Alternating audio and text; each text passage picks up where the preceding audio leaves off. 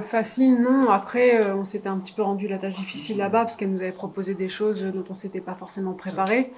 On a eu 30 minutes de zone, il a fallu intégrer de nouvelles choses aussi, donc on s'était vraiment focalisé plus sur notre 55 fille à fille que zone. Donc voilà, elles nous ont posé des problèmes, surtout leurs deux joueuses majeures qu'on a eu du mal à défendre au match aller et là qu'on a très très bien contrôlé défensivement. Donc voilà, elles se sont accrochées, on va dire, quand même une mi-temps et après on a su faire le job dans l'intensité défensive pour faire l'écart et se rendre la tâche plus facile, on va dire.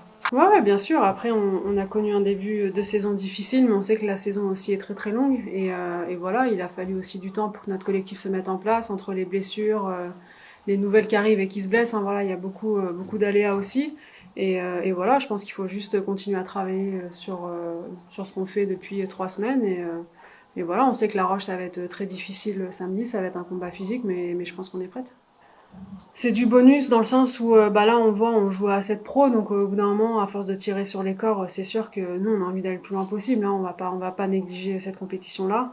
Après je pense que s'il y avait un focus à mettre ça serait sur la ligue féminine mais nous clairement on a envie d'aller chercher quelque chose. Ouais bien sûr je pense que chacune aussi trouve vraiment ses marques, son rôle et voilà c'est sympa aussi de pouvoir mettre tout le monde à contribution parce que voilà, les jeunes elles s'entraînent avec nous aussi toute la semaine et voilà, ça fait plaisir de les voir sur le terrain aussi. Donc non, c'était une belle soirée.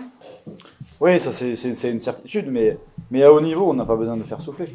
On a juste besoin de travailler dans l'intensité. On travaille, dans la deuxième mi-temps, on travaille à l'inverse de ce qu'on doit faire. On doit être dans l'intensité, avec des rotations, et impliquer tout le monde. Parce que samedi soir, ce dont on va avoir besoin, c'est ça.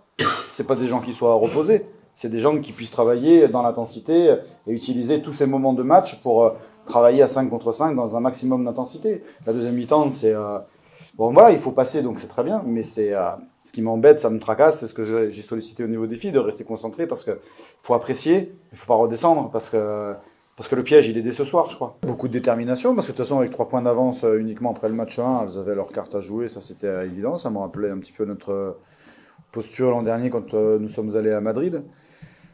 Voilà, après, oui, l'équipe a eu fière allure parce que sous une certaine forme de pression malgré tout, on a réussi à proposer un basket cohérent, nourri de collectif, et puis chacune a pu y mettre un petit peu sa pierre à l'édifice, notamment en première mi-temps. Donc, il y a des choses qui sont de bonne fortune maintenant.